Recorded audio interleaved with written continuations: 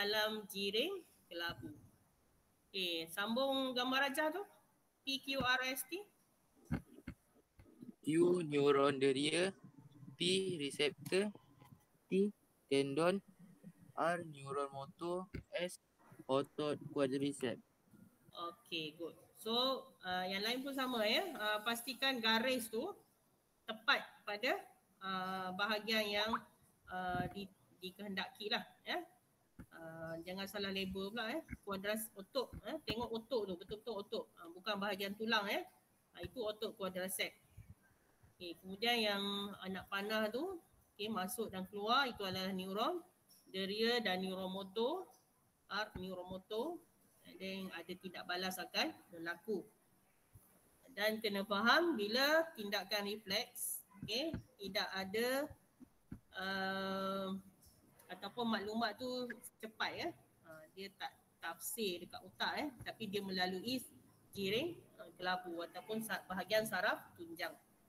Okey, ada lagi nak cuba Azura? P1, P2 sampai P6.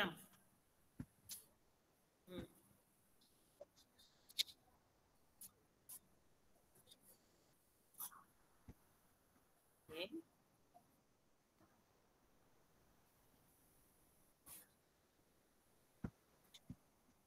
Okay.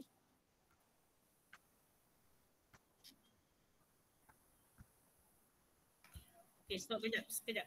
Okay, yang lain saya harap penuh jangan dia baca lepas tu kosong lagi dekat situ. Yang belum buat tu, terutamanya yang belum buat, tolong isi ya. Okay, tendon P1, kemudian quadriceps, regang, kemudian P2 regangan yang mencetuskan impuls saraf. Clue dah ada tu, senang je tu. Okay, kemudian neuron deria, neuron motor sama dengan yang atas tu. Dalam saraf tunjang melalui akar dorsal. Okay, bahagian tulang belakang tu akar dorsal. Okay, kemudian P4 Azura.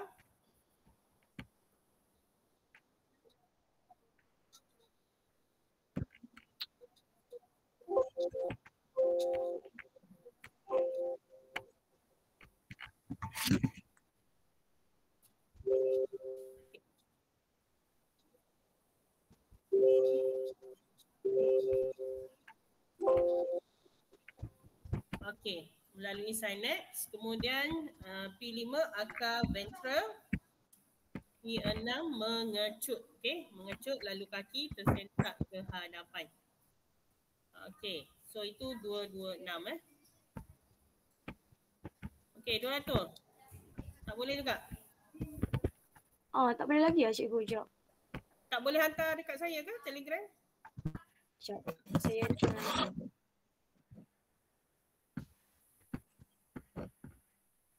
Okey,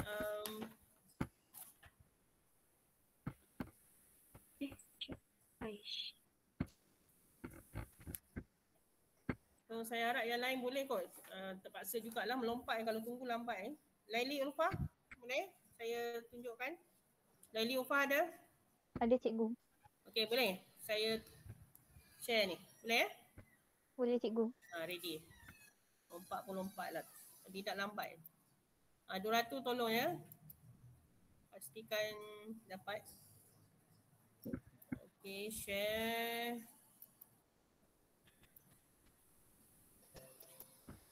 Silap.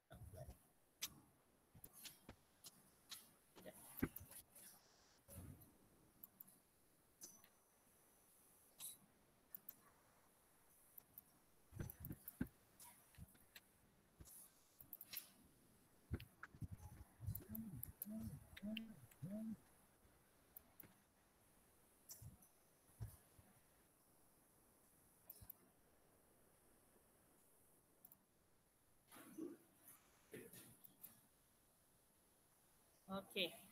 Boleh nampak? Laili? Boleh. Okey, teruskan. Assalamualaikum. Hari ini saya akan membentangkan bio tajuk penglibatan kedua-dua sistem saraf dan sistem endokrin dalam situasi cemas. Sewaktu dilanda situasi cemas, lawan atau lari, Hipotalamus kat otak menghantar maklumat dalam bentuk impuls saraf ke medula adrenal dan impuls saraf kemudiannya merangsang sel medula adrenal dan merembeskan dua hormon iaitu adrenalina dan noradrenalina. Next cikgu. Luas. Yang ni? Okey. Kedua-dua hormon tadi menghasilkan tindak balas yang sesuai bagi situasi cemas seperti peningkatan kadar denyutan jantung, kadar pernafasan, tekanan darah, aras glukosa darah, aktiviti metabolisme. Jantung mengepam lebih banyak oksigen dan glukosa lalu dihantar ke otak dan otot rangka bagi membekalkan tenaga tambahan untuk berlawan atau berlari dengan cepat. Setelah mekanisme tersebut berjaya mengawal situasi lawan atau lari tadi, keadaan badan kembali ke julat normal semula. Perbezaan dan persamaan sistem endokrin dan sistem saraf. Persamaan sistem saraf dan sistem endokrin mempunyai tisu atau organ sasaran, menghasilkan gerak balas terhadap rangsangan dan menyelaraskan segala aktiviti badan. Perbezaan, sistem saraf mempunyai tempoh kesan yang singkat, manakala sistem endokrin mempunyai tempoh kesan yang lama. Sistem saraf terdiri daripada berjuta-juta rangkaian sel neuron, manakala sistem endokrin terdiri daripada kelenjar endokrin tanpa duktus. Sistem saraf dihantar dalam bentuk impuls elektrik melalui neuron, manakala sistem endokrin diangkut oleh bahan kimia organik, hormon melalui aliran darah. Sistem saraf bergerak balas dengan cepat dan serta-merta, manakala sistem endokrin bergerak balas dengan perlahan dan panjang. Sistem saraf mempunyai kesan impuls menghasilkan kesan gerak balas sesuatu organ. Sistem endokrin mempunyai kesan hormon menghasilkan gerak balas suatu organ. Okey. Habis ya? Dah.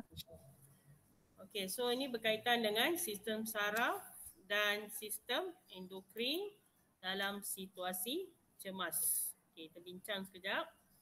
Okey, biasanya bila situasi cemas ni, Laili?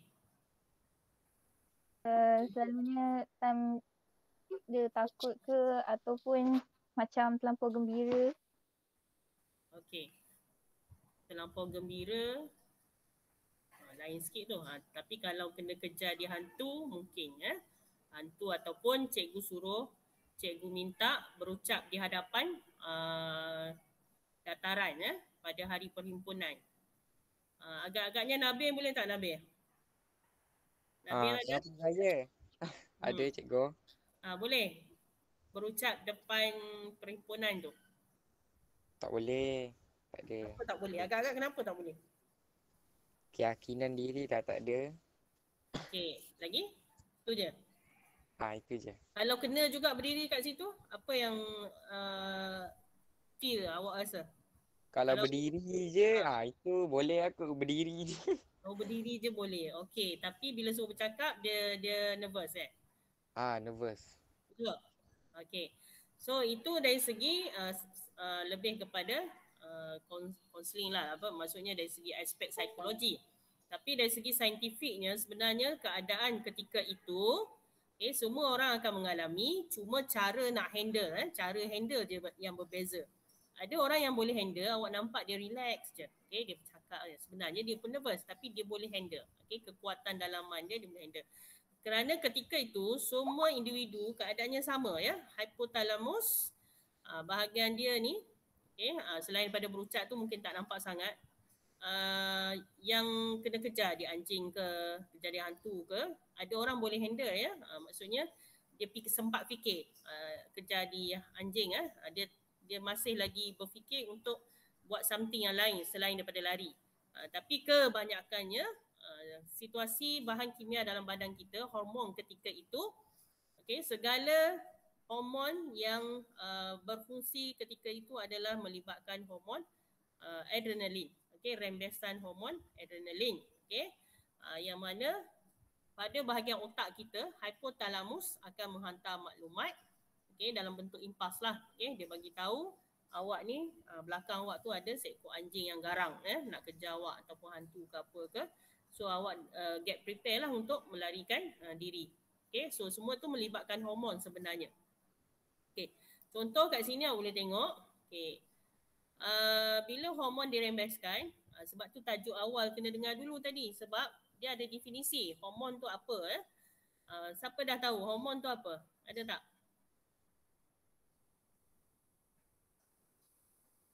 Nazim, hormon tu apa? Sesuatu yang dirembeskan oleh kelenjar. Sesuatu yang dirembes oleh kelenjar. Okey, sebenarnya ada keyword tertinggal kat situ. Itu bahan kimia. Itu dia punya terms utama. Jadi kalau kita sebut bahan kimia, apa awak punya bayangkan? Bila sebut bahan kimia, boleh tengok dengan jelas ke tak nampak langsung? Azim. Bila sebut bahan kimia, kita boleh tengok dengan mata kasar tak? Tak. Tak boleh sebenarnya. Sebab tu kita tak nampak. Sebab tu dia panggil rembesan. Rembesan bahan kimia. Jadi benda tu tak nampak. Tapi awak kena belajar. Dalam badan kita ni banyak jenis hormon. Apa-apa awak akan dengar. Bergantung pada hormon dia lah. Situasi dia, tengok hormon dia macam mana. Kalau dari segi proses pembesaran dia daripada remaja kepada dewasa ataupun dari kanak-kanak ke dewasa, semua orang akan cakap hormon dia dah berubah. Tapi kalau minta elaborate hormon tu, semua orang tak boleh nak cerita sebab dia adalah bahan kimia yang dirembeskan dalam badan seseorang. So benda tu bukanlah satu bentuk yang nyata. Okey, so situasi tadi contoh, ni banyak contoh selain pada kejar di anjing tadi, denyutan jantung pun akan laju. Memanglah awak lari pecut 1000 berapa tak tahulah. Kalau kereta gear 5 dah terus. Tak sempat gear 1 terus gear 5 kena kejar. Kadar pernafasan tercungak-cungak, tekanan darah tinggi meningkat, aras glukosa darah pun akan meningkat, dan aktiviti metabolisme iaitu pemecahan molekul tenaga awak tu akan berlaku dengan sangat pantas lah. So ketika awak lari ni sebenarnya semua orang akan mengalami jantung tu mengepam dengan laju. So kita dah faham jantung ni tugas utama dia adalah mengepam darah ke seluruh badan sebab dia perlu hantar oksigen tu ke seluruh bahagian badan. Jadi kalau awak lari pecut ni, confirm lah peningkatan kadar oksigen tadi ke aras yang lebih tinggi. Jadi awak dapat lebih banyak tenaga. So kena relate pula pada respirasi sel. Bila tenaga diperlukan banyak, oksigen diperlukan dengan banyak, oksigen tadi akan bertindak balas dengan glukosa yang ada dalam badan awak. So that's why dia boleh menghasilkan tenaga yang sangat banyak. Tetapi depends pada keadaan individu tu. Katakanlah dia dah lah tak makan. Lepas tu pergi sekolah jalan kaki, lepas tu kena kejar dia anjing. Jadi bila tak makan pagi, glukosa dah kurang. Yang malam pun, yang semalam tu dia tak makan, petang malam pun dia tak makan. Jadi dengan lemah semangat dia pergi sekolah, lepas tu sampai tengah jalan kena kejar pula. So dekat situ glukosa darah dia dah rendah. Tiba-tiba dia boleh pengsan. Sebab dia nak lari daripada dikejar anjing ni. Ini soalan situasi. So boleh ditanya keadaan tu. Jadi awak kena relate dengan situasi semasa lah. Dan kaitkan dengan soalan yang diberi tu. Ini saya bagi contoh. Contoh yang normal, orang ni sihat, tak ada masalah. Dia boleh pecut je lari. Tapi kadar oksigen dia tinggilah dia ambil. Dan tenaga dia banyak lah. Tapi bayangkan kalau orang ni yang kena kejar ni, dia tak makan pagi, tak sempat nak makan ke apa, dia ada penyakit diabetes ke, dia tak makan, lepas tu memang tak cukup glukosa. Jadi respirasi sel tak boleh berlaku, tenaga pun akan berkurangan. Itu situasi ya, soalan situasi. Jadi seseorang tu boleh pengsan ataupun terus ada yang lagi membahaya terus meninggal sebab kes-kes macam ni lah. Kalau dia ada sakit jantung, bahagian jantung dia problem lagilah sampai masa dia. Okey, setelah mekanisme tersebut berjaya mengawal situasi, okey, sama ada awak lawan anjing tu Ini orang jenis relax lah. Dia nak lawan tu dia carilah something, bukan pergi lawan macam tu je. Okay? Dia sempat berfikir, jadi dia boleh kontrol. So badan dia akan kembali ke julak yang normal. Bagi yang lari pula, dia larilah satu tempat yang anjing ni tak dapat tengok. So sampai situ awak boleh imagine lah orang tu berhenti sama penat dengan anjing yang kejar tu. Okay? So kena menyorok lah, lari dan menyorok. Okay? So situasi tu sebenarnya melibatkan sistem saraf kita dan juga sistem endokrin. Tetapi ada perbezaan dia. Okay? Sistem endokrin bila sebut ni lebih kepada melibatkan hormon. Okay? Rembesan hormon. Okay. So perbezaan kat sini, sebelum ni kita dah belajar sistem saraf. Okay? Kelas-kelas sebelum ni sistem saraf. Hari ni kita nak tengok sistem endokrin. Dia ada persamaan, saling memerlukan antara satu sama lain. Okay, contoh kat sini awak tengok organ, okay, tisu atau organ. Ini lebih kepada lokasi. Okay, ingat bio ni dia tak boleh tak boleh tak ada lokasi. Awak kena tahu satu proses tu berlaku di mana. Okay, lokasi tu kena tahu. Okay, kemudian gerak balas terhadap rangsangan. So dua-dua ni ada gerak balas dia, ada tindak balas dia. Gerak balas dan tindak balas. Maksudnya akan ada sesuatu yang akan berlaku. Okey, kemudian kedua-dua ni dia selaraskan aktiviti badan. Maksudnya semuanya berlaku secara sistematik lah. Okey. Kalau gerak balas terhadap rangsangan ni, contoh saya ambil sistem saraf, kita ketuk lutut tadi yang tajuk sebelum ni. Okey, so kaki tu akan terangkat ke atas.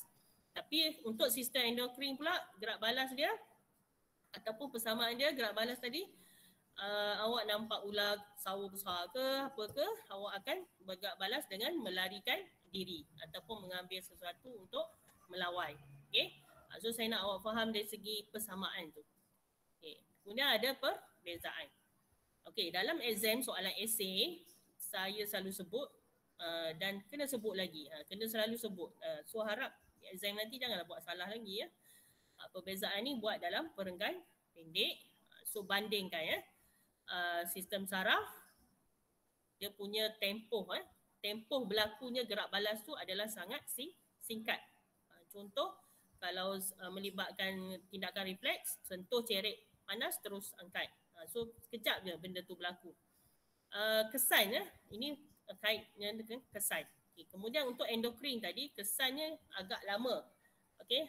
Kesannya lama ni sebab merujuk kepada bukan sahaja yang kena kejar tadi tu, hormon adrenalin saja. Kita ada lagi 6 organ yang terlibat dalam sistem endokrin yang sepatutnya Dora tu terang nanti. Okay, so tempoh berlaku tu mengambil masa yang lama. Okay, so saya bagi tahu awal ni. Jadi saya harap bila Dora tu terang nanti lagi nampak lah. Okay. Kemudian sistem saraf, kita dah tengok sebelum ni berjuta-juta rangkaian sel neuron. Maksudnya satu badan kita ni dipenuhi dengan kalau salur darah kita panggil highway kan. Okay, kalau saraf ni sama juga tapi dia bersebelahan dengan salur darah. So banyak ya, berjuta-juta sel neuron. Okay, sel-sel otak berhubung. Selalu orang suka guna ayat tu kan. Sel-sel otak tak berhubung sebab tu tak ingat. Okay. Jadi pastikan sel-sel otak kita ni sentiasa berhubung, iaitu sel-sel neuron ni. Jadi orang bijak pandai. Okay. Tapi manakala untuk sistem endokrin, dia ada kelenjar yang tanpa duktus. Okay. Siapa faham tanpa duktus ni apa? Ni Aisyah. Tanpa duktus. Boleh tak ni Aisyah? Duratul Atikah. Dia nak selamat, dia senyap je Duratul Atikah. Nak tunggu awak volunteer tak jawab. Sebut nama pun tak jawab. Nak buat apa lagi ni? Duratul Atikah, apa dia tanpa duktus ni?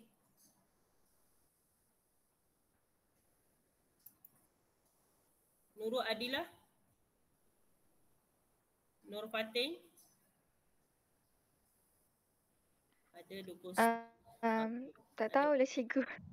Tak tahu. Nak teka-teka pun Tak nak teka. Idea tak ada sikit-sikit. Sebelum ni sebenarnya pernah Tak ada. boleh kot. Okey, Azim nak cuba. Okey, tolong kawan. Apa dia tanpa ductus? Kalau berdetuk tu dia macam ada salur darah yang tersendiri ni tuan. Salur darah Macam tersendiri. Salur? Tak boleh sebut salur darah. Salur Dia darah. ada salur. Okey, Salur, salur yang salur. Yang kuat tersendiri. sikit. Salur ni yang tersendiri lah. Okey. Okey. Jadi dia okey, tanpa ductus tanpa salur tanpa salur, tapi dia ada satu sambungan khas untuk sistem dia. Okey, contoh saya ambil kelenjar ni soalannya apa tadi? Lupa dah. Okay, sekejap. Sorry. Tanpa ductus ni dia tak ada laluan macam salur darah, macam sistem saraf dia tak ada Tapi dia situasi dia berbeza, tapi dia ada lokasi khas untuk dia rembeskan hormon tu. Okey, dia tu inilah sistem endokrin inilah dia merembeskan hormon tu dalam kelenjar endokrin tersebut. Tanpa ductus, tanpa salur. Dia bukan ada salur spesial, dia tanpa saluran seperti sistem saraf tu. Okey, kalau sistem saraf dia ada saluran dia. Limfa pun ada. Kalau limfa dia tak ada, dia ada jalan mati. Okey, kalau salur darah dia ada saluran dia. Yang ini tanpa ductus, tanpa saluran. Tapi dia ada dekat situ. Sebab saya nak ceritanya, contoh kelenjar pituitari tadi. Rembesan hormon dia daripada hipotalamus otak. Okey, dia menggunakan perkataan semburan hormon. Okey, so dia akan meresap ataupun bergerak ke seluruh bahagian hipotalamus tu, and then maklumat dihantar ke seluruh badan. Okey. Sebab tu kena dengar yang duratu dulu sebenarnya. Jadi pening sikit. Tak apalah. Nanti kita tengok dulu yang duratu tanpa ductus ni, tanpa salur jadi dia, sebab awak tak nampak salur tu, kita cuma ada salur sistem saraf, salur darah, kemudian sistem limfa. Untuk hormon ni kita tak boleh nampak dengan jelas dia punya saluran tu. Sebab tu dia kata tanpa ductus. Okey, saya pergi laju sikit. Bentuk impuls elektrik untuk saraf. Bahan kimia, ini disebut ni diangkut oleh bahan kimia. Bahan kimia organik. Itu yang disebut hormon-hormon tu.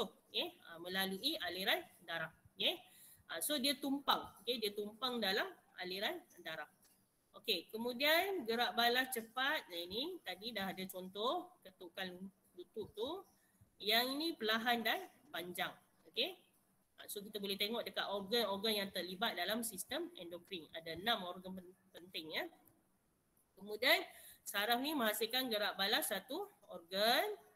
Okey, yang ini lebih kepada hormon. Okey. Yang impuls ni lebih kepada isyarat elektrik. Kesan impuls tadi barulah kita boleh melakukan gerak balas. Okey, Doratul dah belum? Dah cikgu. Okey. Okay, thank you Laili. Okay, slide ni ada hantar kat saya. Okey lah, tak apalah. Okey, kita dengan Doratul. Cikgu nampak? Okey dah, nampak. Okey, teruskan.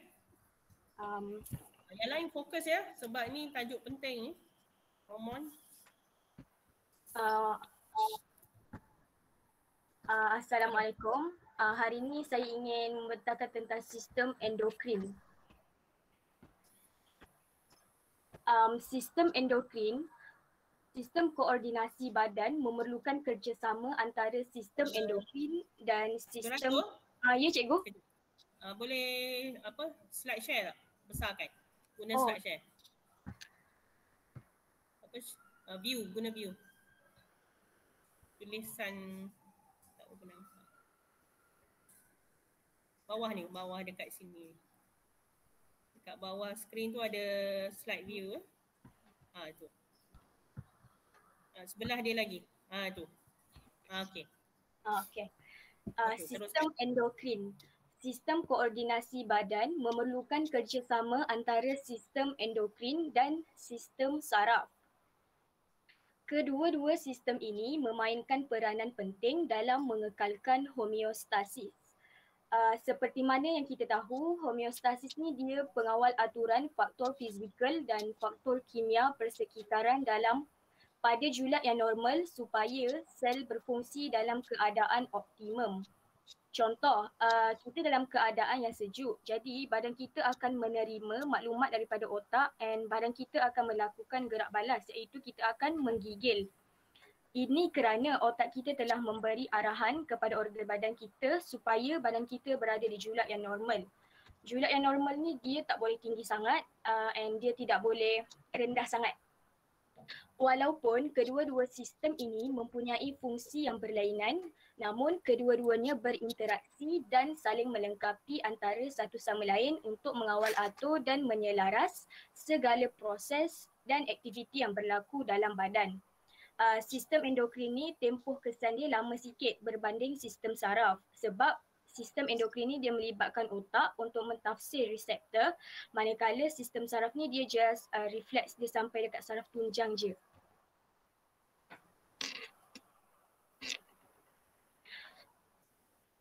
Sistem endokrin manusia. Sistem endokrin merupakan himpunan kelenjar yang merembes pengutus bahan kimia yang dikenali sebagai hormon. Apa itu kelenjar? Kelenjar ialah kumpulan sel dalam badan manusia yang mensintesis bahan seperti hormon untuk dilepaskan ke aliran darah. Kelenjar endokrin ialah kelenjar yang tidak berduktus.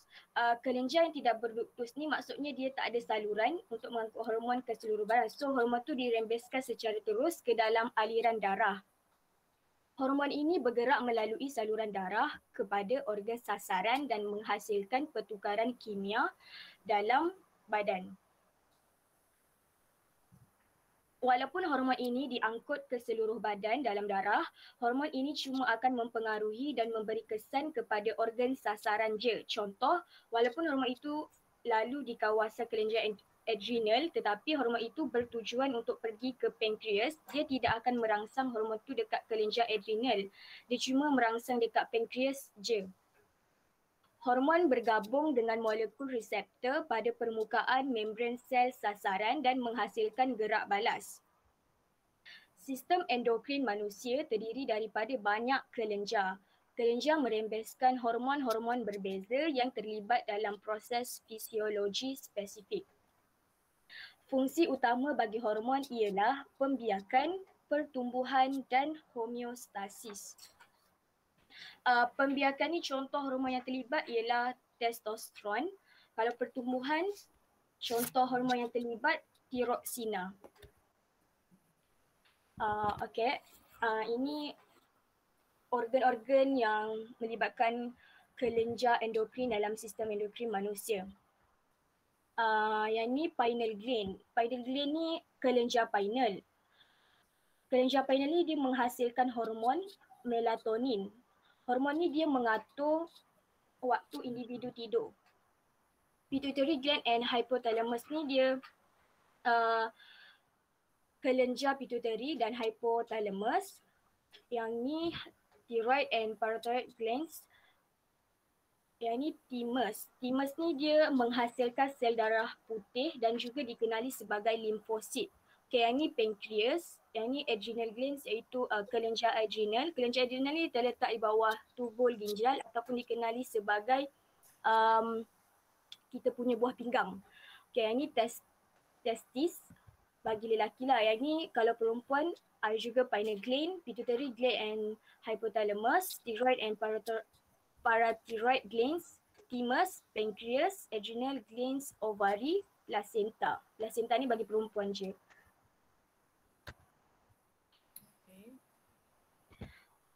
Fungsi hormon yang dirembeskan oleh setiap jenis kelenjar endokrin. Kelenjar pituitary merupakan kelenjar utama sistem endokrin kerana kelenjar ini merembeskan hormon yang mengawal rembesan kelenjar. Kelenjar pituitary terletak pada dasar hypothalamus di dalam otak.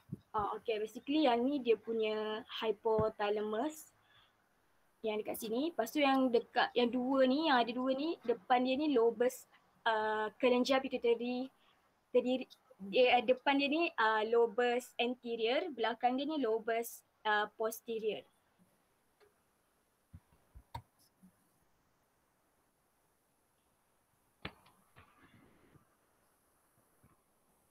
Lobus anterior kelenjar pituitary.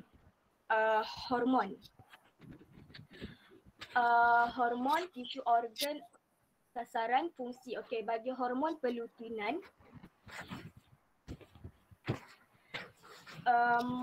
akan ke gonad. Gonad ialah kelenjar seks yang menghasilkan gamet dari suatu organisma bagi wanita. Hormon ini berfungsi merangsang ovulasi. Ovulasi ni proses ketika sel telur yang sudah matang dikeluarkan dari ovari ke tiub falopio untuk dibuahi. Selain itu, hormon ini berfungsi untuk perkembangan korpus luteum. Korpus luteum adalah jisim sel yang terbentuk dalam ovari dan bertanggungjawab untuk pengeluaran hormon progesteron semasa awal kehamilan.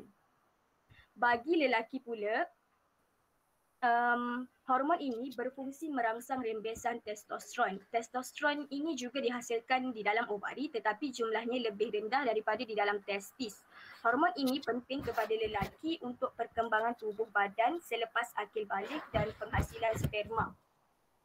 Hormon yang kedua, hormon pertumbuhan. Tisu organ sasaran dia dekat tulang, fungsi dia merangsang pertumbuhan dan sintesis protein. Okey, hormon pertumbuhan ni dia akan ke tisu lembut dan tulang. Tisu lembut ialah sebarang tisu yang menghubungkan, menyokong atau mengelilingi struktur dan organ dalam badan. Contoh, tisu penghubung seperti tendon dan ligamen. Fungsi hormon ini ialah merangsang pertumbuhan, sintesis protein dan metabolisme lemak.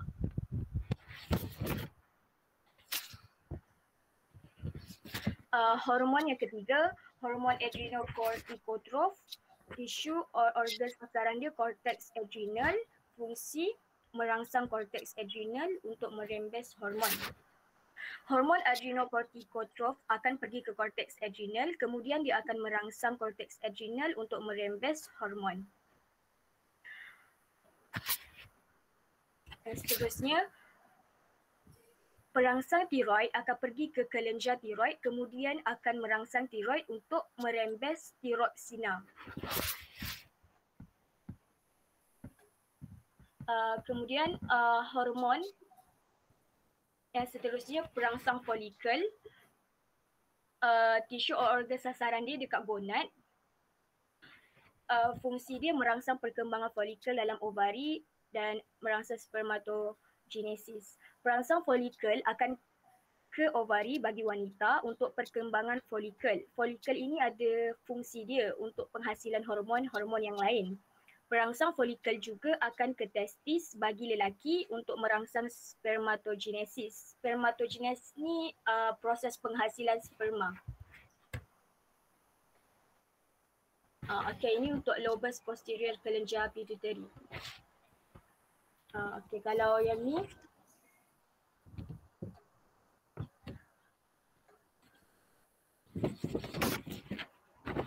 hormon yang terlibat adalah antidiuresis, tubul ginjal.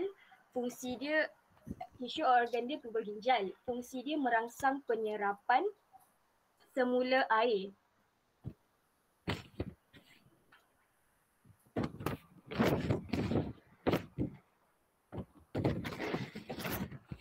Lepas tu dekat sini lah dia punya hormon akan merangsang dekat bahagian tubul ginjal ni. Okey, seterusnya hormon oksitosin. Tisu atau organ sasaran dia dekat otot uterus, kelenjar susu. Okey, dekat kelenjar susu ni, dekat otot uterus ni, dekat bahagian perempuan punya uterus ni, dia fungsi dia akan merangsang pengecutan otot uterus semasa kelahiran. So bila nak dekat baby tu akan keluar, hormon ni dia dah tahu dah bila dia akan rembeskan hormon tu dekat uterus supaya pengecutan otot uterus ni mudah untuk bayi tu keluar daripada ibu kita punya cervix. Okay. Ya, daripada cervix kita. So yang kelenjar susu ni dia untuk merangsang pengeluaran susu daripada kelenjar susu ibu kita. Fungsi hormon yang dirembeskan oleh kelenjar endokrin yang lain juga kelenjar tiroid. Okay, basically inilah kelenjar tiroid dia. Hormon yang dirembeskan tiroksina, tisu atau organ sasaran dia dekat semua tisu. Fungsi dia meningkatkan kadar metabolisme, meningkatkan suhu badan kita, mengawal atur pertumbuhan dan perkembangan. Basically dia macam homeostasis lah. Dia macam nak bagi badan kita ni dalam keadaan yang normal. Kedua, kelenjar adrenal. Kelenjar adrenal ni dia ada rembes dua hormon. First, hormon aldosteron. Tisu atau organ sasaran dekat oleh hormon aldosteron ni dekat ginjal. Fungsi dia meningkatkan penyerapan semula garam mineral di ginjal. Okey, bila kita punya air dekat badan tak cukup, air kencing dekat kita punya ginjal akan menyerap semula. So air tu dia akan digunakan semula lah kalau kita punya badan tidak cukup air lah. Okay, ini hormon yang kedua yang kelenjar adrenal rembeskan iaitu adrenalina. Tisu atau organ sasaran dia dekat tisu otot, hati dan jantung. So ini hati, ini kita punya jantung. Ini kita punya hati lah. Okay, fungsi dia meningkatkan aras gula dan asid lemak dalam darah. Meningkatkan kadar pernafasan dan denyutan jantung. So dia macam memudahkan kita punya pernafasan dan denyutan jantung kita and meningkatkan kadar metabolisme dan mengecutkan salur darah. Pankreas. Pankreas ni dia merembeskan hormon insulin. Basically pankreas ni dia salah satu organ kita punya organ pencernaan jugalah. Tisu atau organ sasaran dia dekat hati, otot dan tisu adipos. Fungsi dia mengurangkan aras glukosa darah dan menggalakkan penukaran glukosa berlebihan kepada glikogen. So bila kita punya glukosa tu terlalu banyak, dia akan bertukar kepada glikogen. Okay, yang kedua hormon dia glukogen. Tisu atau organ sasaran dia dekat hati, otot dan tisu adipos. Fungsi dia meningkatkan aras glukosa darah, menggalakkan penukaran glikogen kepada glukosa. Yang ni dia macam bila kita punya glukosa tu tak cukup, kita punya glikogen ni pun dia akan menukarkan semula lah glikogen ni kepada glukosa bila glukosa tak cukup je. Okay, bagi ovari, hormon yang merembeskan yang dirembeskan adalah estrogen. Tisu atau organ sasaran, gonad, kulit, otot dan tulang. Seperti mana kita tahu, gonad ni kita punya dekat kita punya ni, kita punya sistem pembiakan. Fungsi dia merangsang perkembangan ciri-ciri seks sekunder perempuan dan kematangan folikel. Membaiki serta merangsang penebalan dinding uterus. Dia juga merembeskan hormon progesteron. Tisu atau organ sasaran dia gonad. Fungsi dia merangsang perkembangan dinding uterus dan pembentukan plasenta. Bagi testis, hormon yang terlibat adalah testosteron. Tisu atau organ sasaran dia gonad, kulit, otot dan tulang. Fungsi dia merangsang perkembangan ciri-ciri seks sekunder lelaki dan spermatogenesis. That's all. Thank you. Okay. Buka yang slide kedua terakhir. Slide ni. Yang okay. Sebelum tu. Satu lagi. Okey, mula dari sini Okey. Okey, tahniah Doratul Aini. Sangat lengkap Bagus. Complete semua tu. Nanti saya share dalam kelas awak punya nota ni. Cuma dari segi penerangan tu kena faham ada sikit-sikit lah. Okay, saya tambah sikit. Okey, kelas saya conteng kat sini, nampak tak? Boleh? Boleh baca tak? Ke terbalik ke apa? Boleh. Saya tak share. Ini direct ni lah. Saya tak share screen ni. Saya tulis apa tu? Nampak tak? Glukosa. Ya, boleh nampak. Tak apa, saya nak tulis dia dulu. Glukosa, insulin akan menjadi glikogen. Ini selalu saya tulis ya. Dan kembali kepada kembali kepada glukosa oleh hormon glukagon. Itu terus pada slide akhir tu. Sekejap lagi saya terangkan. Saya tulis dulu tu.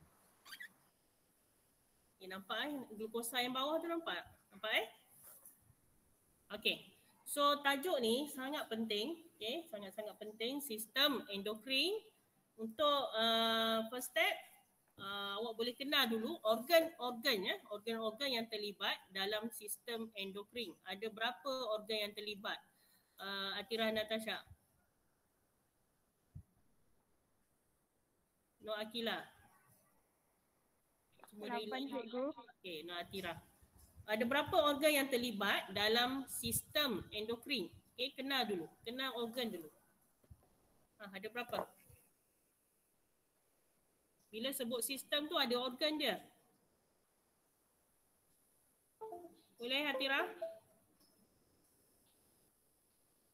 Tak boleh cikgu. Kuat sikit. Tak boleh cikgu. Tak boleh. Skrin ni ada jawapan dah, tapi baru ada 2. Okay. Okay, so yang lain kena ingat ya, bila saya highlight ni, sebab soalan ni bila keluar esei 10 markah ni kena ceritalah tentang hormon-hormon ni dan juga kelenjar-kelenjar yang terlibat. Okay, yang pertama dalam buku bioskor tu boleh isi ya, 230 tu. Okay. Labelkan kelenjar endokrin ataupun sistem endokrin manusia ni. Okey, yang A tu apa kelas? Sebab Dorato dah terangkan. So terus jawablah. Pituitari tu. Okey, good. Kelenjar pituitari. So ini dia kelenjar yang pertama. Okey, tak ada kat sini. Okey, B adalah kelenjar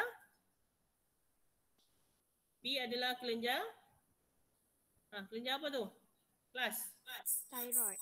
Okey, thyroid. C adalah kelenjar adrenal. D adalah organ pankreas. Kemudian E adalah testis dan ovari. Okey. So semua lokasi tu ada 6 kita asingkanlah testis dengan ovari tu, jadi ada 6. So kena ingat lepas ni sistem endokrin ada 6 perkara ni. Okey, 6 lokasi ni yang terlibat dalam sistem endokrin. Okey. So perlu bezakan antara ke-6 tu.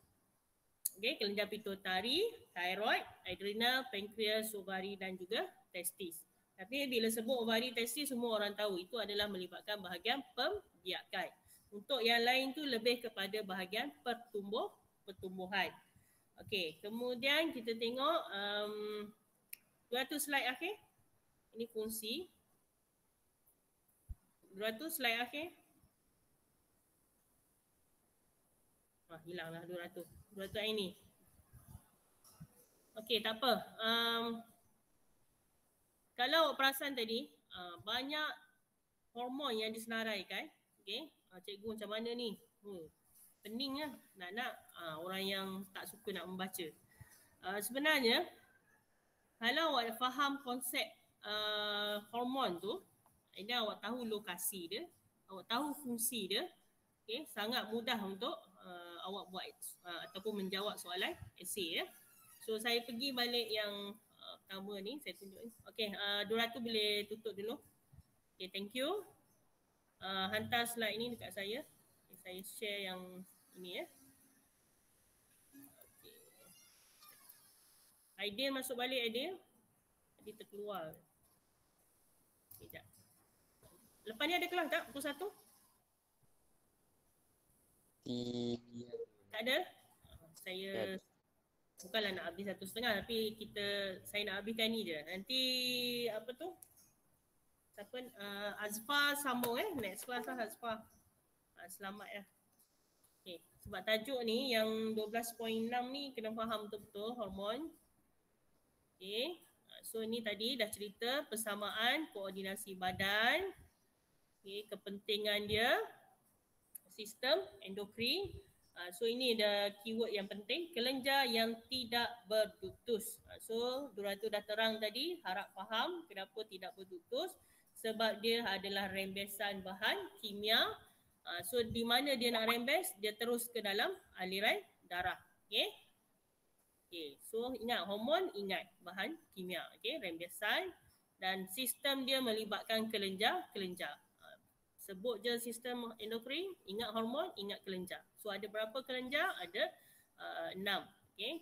Dan yang ke-5, ke-6 tu adalah ataupun ke-4, 5, 6 tu adalah organ. Okay. Pankreas, testis dan ovari. Yang 3 lagi adalah kelenjar.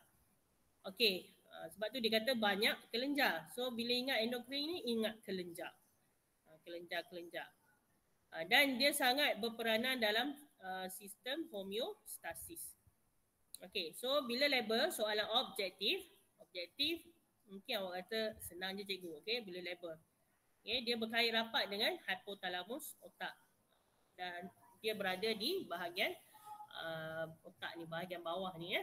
Melibatkan lobus posterior dan lobus anterior. Nak tak nak kena bacalah berulang kali dan belajar mengeja. Pastikan tahu tak salah eja posterior dengan lobus anterior tu. Okay. So semua ni kena tahu label lah. Yeah.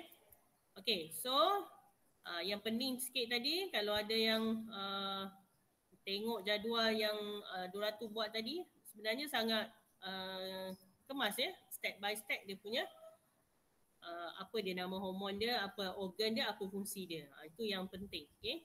Soalan akan tanya fungsi, tanya hormon yang terlibat. So awak kena ceritalah.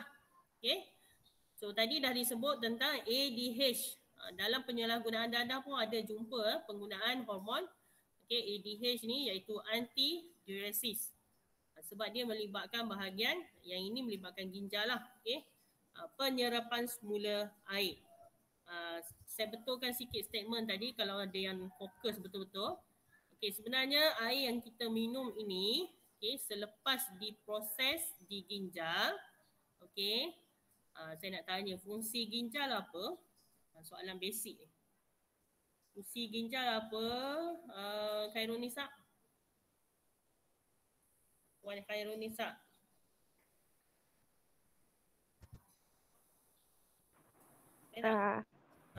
Apa fungsi ginjal?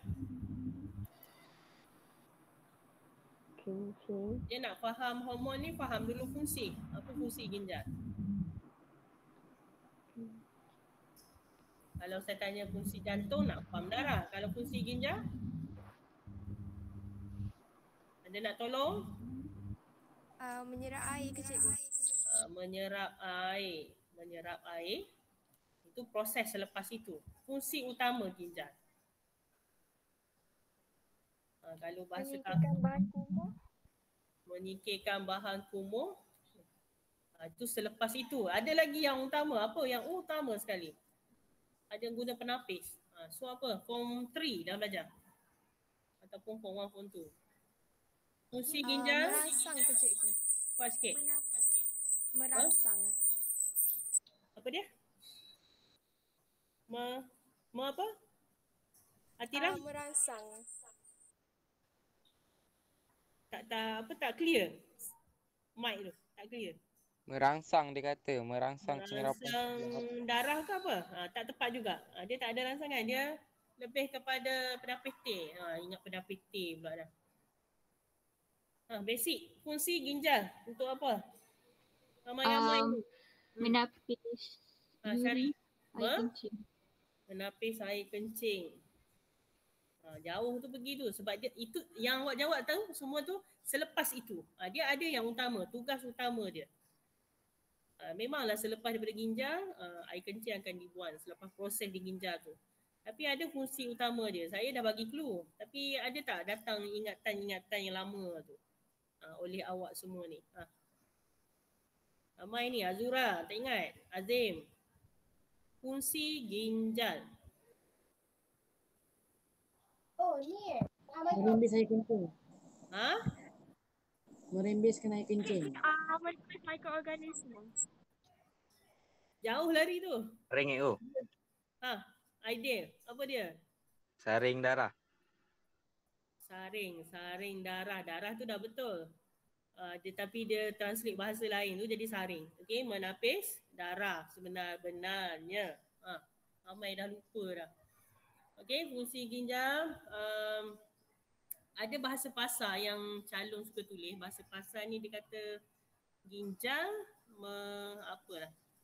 Tapi yang utamanya filter the blood menapis darah bahasa pasar tu saya dah lupa, tapi calon suka tulis fungsi ginjal saya tak ingat. Okey, tak apa.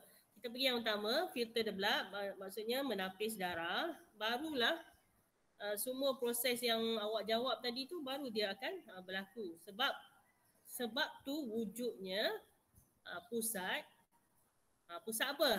Ada pusat-pusat yang diadakan. Siapa pernah ambil tahu? Orang yang sakit buah pinggang ni. Pusat apa dia panggil? Isu semasa. Kalau ginjal dia gagal berfungsi, so dia kena buat rawatan 3 kali seminggu di pusat berkenaan. Pusat apa tu? Ambil tahu. Ada soalan tu. SPM. Hello? Satu lah.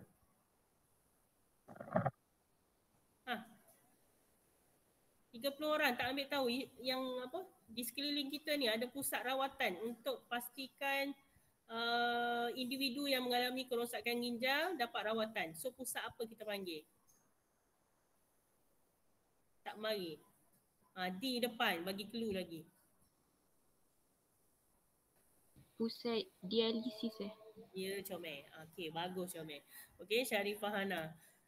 Thank you. Pusat dialisis. Pusat dialisis itulah sebenarnya kalau awak ambil tahu, awak akan tanya buat apa kat situ. Itulah tempat dia mencuci. Bahasa pasal cuci darah. Jadi dalam exam tak boleh tulis cuci darah. Okey, fungsi ginjal menapis darah. Itu word yang tepat. Okey, bila soalan definisi berikan fungsi ginjal. Jadi saya tak nak jumpalah ginjal mencuci darah. Itu tak boleh lah. Itu cakap-cakap biasa boleh. Okay? Tapi dari segi terms kena tulis ginjal fungsi dia menapis darah. Okay? Filter the blood. Okay, jadi faham yang tu dulu fungsi ginjal. Barulah boleh faham dia punya rembesan hormon ni. Okay? Baru awak tak cerita pasal air kencing terus. Sebab air kencing selepas darah tu dibersihkan barulah segala tu saya nak tanya lagi. Air kencing tu bersih ke kotor? Baru boleh relate dengan fungsi ginjal tadi. Semua orang tahu air kencing kotor kan? Betul? Ada air kencing bersih, ada orang minum. Tu teruk benar lah tu. Okay? Semua orang tahu air kencing tu kotor sebab dia dah selepas darah tadi dah ditapis. Okay? So keluarlah segala mak nenek yang kotor-kotor tu. Contohnya, contoh apa yang ada dalam kandungan air kencing? Pondri pun dah belajar ni. Seorang bagi. Kandungan air kencing. Garam mineral. Lagi? Urea. Okey, ada lagi tak? Garam mineral, urea. Tu glamour lah tu. Ada lagi? Ada lagi tak? Tak ada dah. Tu je. Tapi yang penting awak tahu air kencing tu rasa masin. Sebab air kencing baby pun kalau terkena rasa masin. Okey, sebab ada garam mineral. Kalau tak terkena pun tahu garam mineral tu rasa masin. Jadi sebenarnya dari situlah barulah fungsi-fungsi yang awak sebut tadi berkaitan air kencing tu barulah berlaku selepas diproses dekat ginjal tu penapisan darah tadi.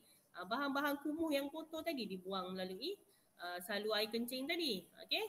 So that's why kena faham basic fungsi ginjal tu. Okay?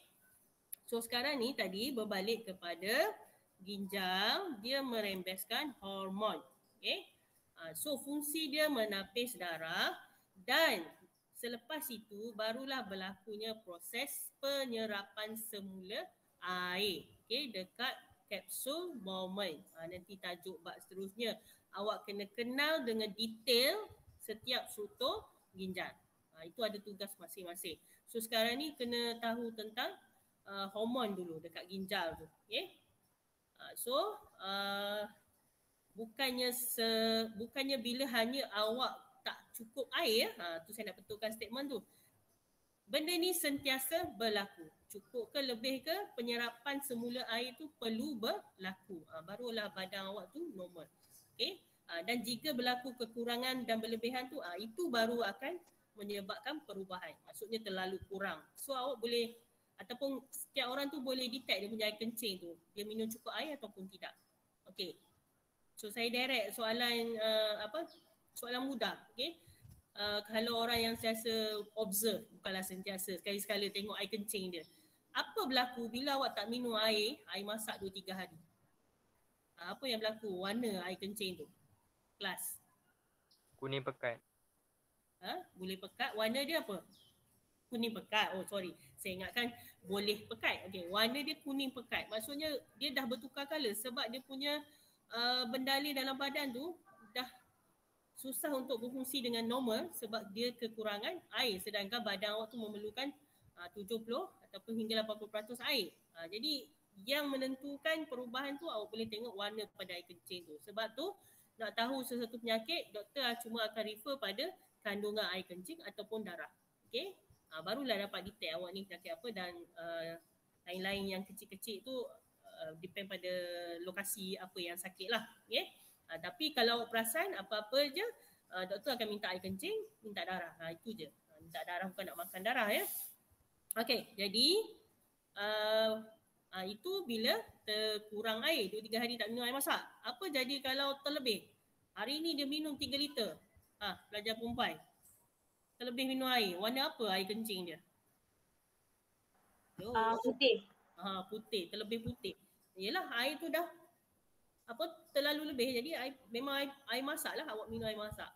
Satu lagi, hari tu ada orang tanya kan minum air Nescafe keluar bau Nescafe tu, sebab dia melibatkan molekul jadi molekul bau kafein tu kuat, so dia keluar melalui air kencing, jadi molekul bau tu akan meresaplah kepada impas hidung kita tu, tu yang bau Nescafe tu. Minum apa lagi, bau lah apa yang awak minum tu. Okay, itu cerita tentang ginjal. Jadi fungsi ginjal ni memang tugas dia yang pertama menapis darah, yang kedua dia melakukan proses penyerapan semula air di tubuh ginjal sebab dia melibatkan hormon antidiuresis. Okey, di sini dia tak tulis fungsi ginjal menapis darah sebab dia refer pada hormon. Okey, dia tak tulis lah yang utama tu sebab ini refer pada hormon. Okey, tubuh ginjal. Kemudian dekat ginjal ataupun hormon ni juga akan berada di otot, otot uterus. Ini tempat lokasi. Organ sasaran ni lokasi ya.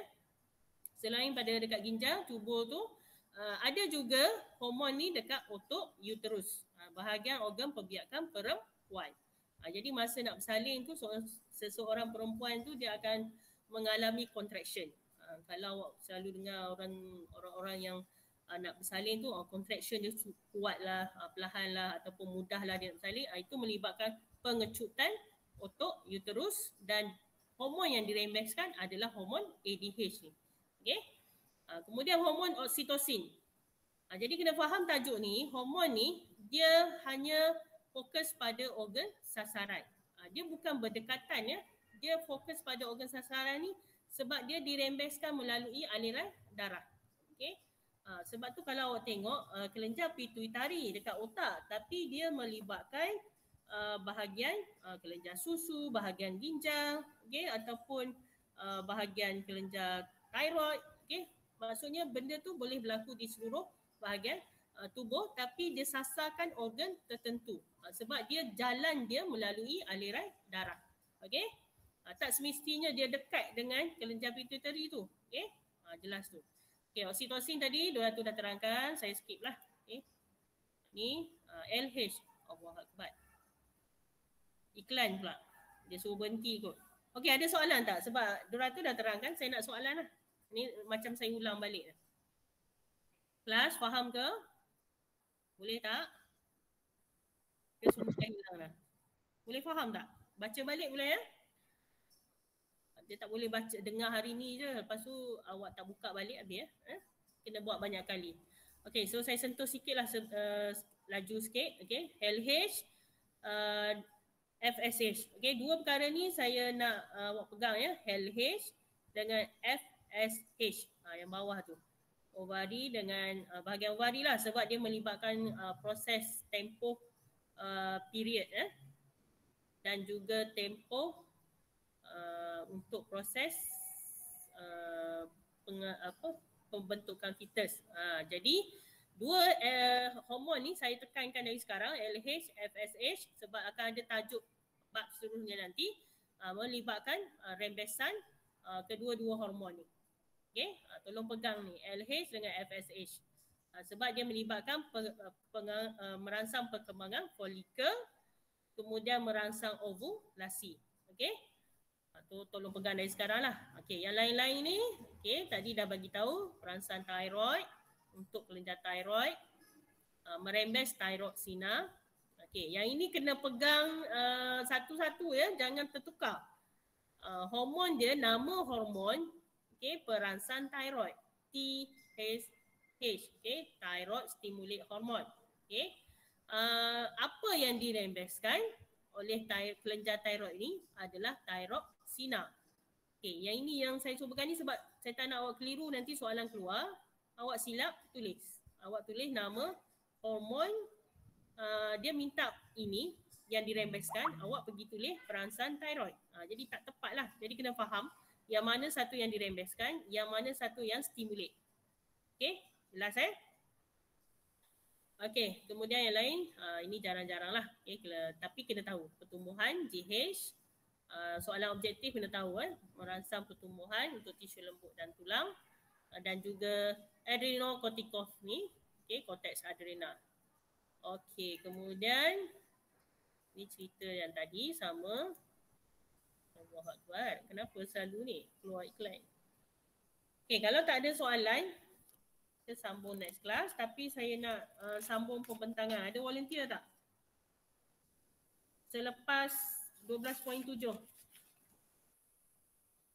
12.7 Azfar. 12.8 ada? Korang cepat nak habis kelas. Kalau nak habis cepat, kena volunteer. Yang belum kena terutamanya. Ada tak? Pembentangan tu kat sekolah kan? Siapa tu? Azim? Awak nak cuba lagi? Tak. Pembentangan tu kat sekolah ke dekat online lagi? Awak dah mula sekolah minggu depan kan? Dah mula sekolah, kita tak ada hybrid, tapi yang kena bentang tu stay lagi bentang lah pada yang datang. Okay, tak ada masalah. Okay, so kat sekolah lah. Kat sekolah boleh slide pun boleh guna laptop saya ni. Hantar je, so bentang kat sekolah. Okay, hantar slide tu. And then, tapi kalau saya tak nak cakap boleh tanpa slide, kena guna slide sebab senang awak nak bentang kat depan. Okay, guna laptop ni. Okay, hantar slide, besok tu datang sekolah. Okay, hantar. Selepas Azfar, kita teruskan bab 13. 13.1, cepat. Siapa nak? Hello? Hello, nak habis kelas cepat ke nak habis kelas lambat ni? Tak ada volunteer ke? Saya cikgu. Siapakah itu? Mana orangnya? Azim. Azim nak ke? Boleh. Okey, Azim 13.1. Kemudian 13.2. Siapa? Perempuan seorang? Pelajar perempuan. Bukan 13.2. Pengawal aturan suhu badan. Azim homeostasis. Okey, cepat. Pengawal aturan suhu badan. Pelajar perempuan seorang. Naufal senyap hari ni ya. Ada ke tak ada tu? Ada. Ada. Okey, seorang perempuan. Anu dah ke belum? Dah right. Anu Aslianawati. Ya, cikgu. Dah ke belum? Belum. Dah. Ayu? Belum. Pandai dia. Okey, saya letak nama Ayu. 238 Bayu skor pengawal aturan suhu badan. Okey, itu je. Ada Yang ini siapa tadi Laili dah bentang. Okay, so tak ada apa sangat lah. Okay. Cuma yang awal-awal tu penting. Ni yang cemas tadi ya. Ini dah bentang tadi. So yang 200 sampai sinilah. Sampai yang kelenjar dengan fokus pada organ tu. Yang ni tadi. Okay, semua dah terangkan. Cuma nanti bila ulang kaji kita tengok balik. Ingat lagi ke tak. Okay. So Azfar next class sambung. Okay, kalau tak ada apa-apa. Dia tawaduk je semua ni. Baca doa lah. Naufal baca walas. A'udzubillahi minasyaitonirrajim. Bismillahirrahmanirrahim. Wal as. Innal insana lafi khusr. Illa allazina amanu wa amilus solihati wa tawasaw bil haqq wa tawasaw bis sabr. Sekejap saya ambil attender Tadi idea dah masuk nampak terkeluar Dah. Okey, ada pun. Okey, lagi satu yang saya conteng sikit ni sebenarnya awak dah belajar Awak dah belajar. Cuma saya nak ingatkan balik je. Proses pertukaran glukosa kepada glikogen oleh hormon insulin. Glikogen ditukarkan balik pada glukosa oleh hormon glukagon. So nak panas sinjing balik je. Dah belajar dah benda tu Okay, so kita dah habis. Okay, Assalamualaikum warahmatullahi wabarakatuh. Okay, ada nak tanya boleh saya tunggu sekejap siapa nak tanya? Terima kasih cikgu. Terima kasih cikgu. Okay. Terima kasih cikgu. Terima kasih cikgu. Terima kasih cikgu. Yeah.